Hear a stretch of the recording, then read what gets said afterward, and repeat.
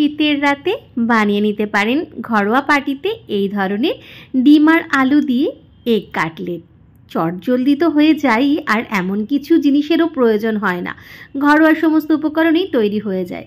প্রথমে ডিম আর আলু আমি সিদ্ধ করে নিয়েছি, তারপর ডিম আর আলুটা আমি ভালো করে কুড়ে নেব।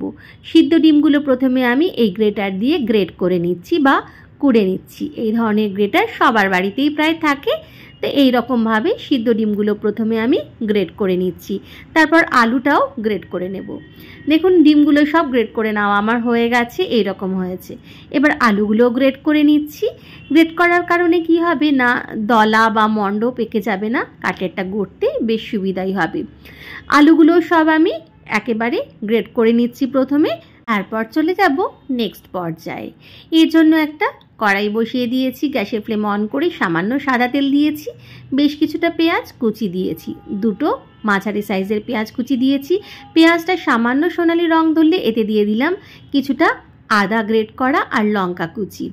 হ্যাঁ, এখানে প্রায় 2 ইঞ্চি মতো আদা আমি গ্রেট করে নিয়েছি। সব কিছু খুব ভালো করে একটু নেড়ে চেড়ে নিচ্ছি। তারপর এর মধ্যে দিয়ে দেব ম্যাগি মশলা। ম্যাগি মশলা দিলে কিন্তু দারুণ একটা ফ্লেভার হয়, আর অন্য কোনো মশলার প্রয়োজন হবে না।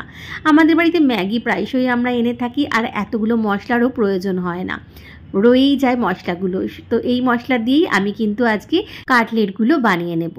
তো এরপরে ম্যাগি মশলাটা দিয়ে একটু নেড়ে চেড়ে নিয়েই কুড়োনো ডিমটা আর কুড়োনো আলুগুলো দিয়ে নিয়েছি। এবারে খুব ভালো করে মিশিয়ে নিচ্ছি সব কিছু।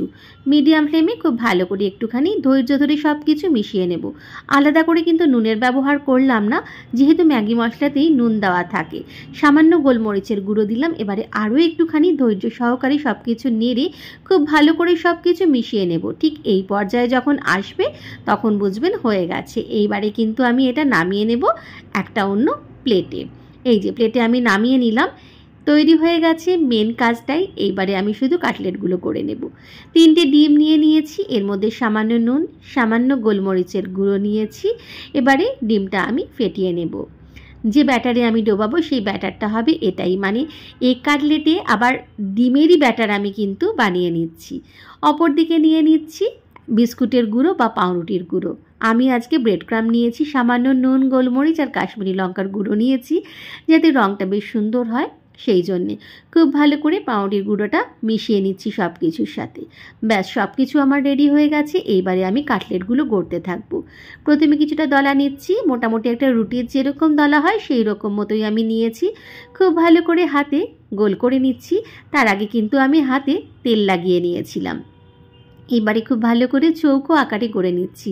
আপনার মনোমতো যে কোনো সাইজে করে নিতে পারবেন। আমি আজকে চৌকো করে বানাচ্ছি। তৈরি করা হয়ে গেছে আমার। এইবারে আমি ডিমের ব্যাটারে ডুবিয়ে নিয়েছি। তারপরে আমি পাউরুটির গুঁড়োর মধ্যে এটা দিয়ে দিলাম। অন্য হাতটা দিয়ে আমি কিন্তু পাউরুটি গুঁড়োটা মাখিয়ে নিচ্ছি, যাতে আমার এই হাতটা তো ডিমের গোলায় ডুবোনো আছে, সেই জন্যে অন্য হাতটাই কাজে লাগাতে হবে। তো এইভাবে আমি খুব ভালো করে কোটিংটা করে নিচ্ছি পাউরুটির গুঁড়ো দিয়ে। সুন্দরভাবে কোটিং হয়ে গেলে এবারে তুলে নিচ্ছি। এক্সট্রা যে ব্রেড ক্রাম্বটা রয়েছে বা কোটিংটা রয়েছে সেটা ঝেড়ে নিয়ে একটা অন্য প্লেটে। এই দেখুন সুন্দরভাবে করে নেওয়া আমার একটা হয়ে গেছে, এই যে তৈরি হয়ে গেছে। অপর দিকে আরেকটাও আমি তৈরি করে নিচ্ছি, ঠিক রুটির গোলার মতো। একটু বড় সাইজের রুটি গোলার মতো আমি একটা দলা নিয়ে নিয়েছি। তারপরে হাতেতে প্রথমে গোল করে নিয়ে তারপরে চ্যাপটা করে নিয়ে চৌকো আকারে একটা কাটলেটের মতো শেপ আমি দিয়ে নিয়েছি। তারপর ডিমের গোলায় চুবিয়ে পাউরুটির গুঁড়ো দিয়ে ভালো করে কোট করে নিয়েছি। তৈরি হয়ে গেছে 2 নম্বর এগ কাটলেটটাও। ঠিক এইভাবে বাকিগুলোও আমি তৈরি করে নেব। তারপরে যদি পারেন একটুখানি ফ্রিজে রেখে দেবেন, রাখলে ভালো। একটু ফ্রিজে রেখে দেওয়ার পর 1 ঘন্টা রাখলেই হবে। তারপর আমি সাদা তেলে খুব ভালো করে উল্টে পাল্টে এইগুলো কাটলেটগুলো কিন্তু ভেজে নিচ্ছি। একটা দিক প্রথমে লাল লাল করে ভেজে নিয়েছি, অপর পাশটাও কিন্তু খুব ভালো করে লাল লাল করে একটু ভেজে নিচ্ছি মিডিয়াম টু হাই ফ্লেমে। সবগুলো এগ কাটলেট তৈরি করা হয়ে গেছে। সার্ভ করে নিচ্ছি টমেটো কেচাপের সাথে।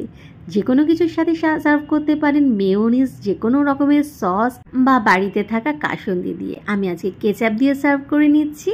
যে কোনো পার্টির স্টার্টার হিসাবে কিন্তু এটা খেতে বেশ ভালোই লাগে। বাচ্চা থেকে বড় সকলেই কিন্তু বেশ পছন্দ করবে। ভালো লাগলে বানিয়ে দেখবেন এইভাবে।